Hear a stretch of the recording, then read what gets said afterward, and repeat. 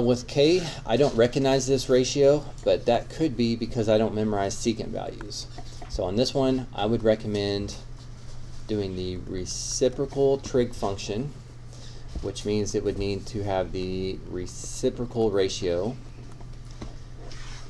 And if you just do that, it doesn't look much better. This still doesn't look like anything I memorize.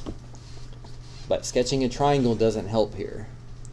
Sketching a triangle is not going to help you figure out the size of the angle.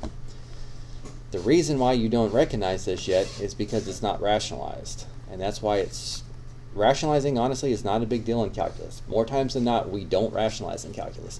In trig, it matters, because if you can't make this multiply the top by the square root of 3 and the bottom by the square root of 3, if you can't make it look like this, which is what you're familiar with, then you're probably going to get stuck.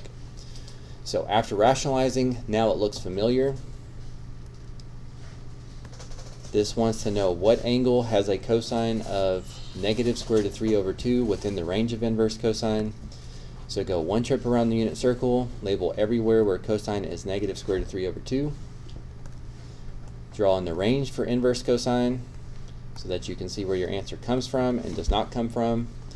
Make sure your final answer lands between 0 and pi. So this would be 5 pi over 6. Now technically, one thing you have to be careful about is I reworded this question to be inverse cosine for my convenience. And the question was really inverse secant.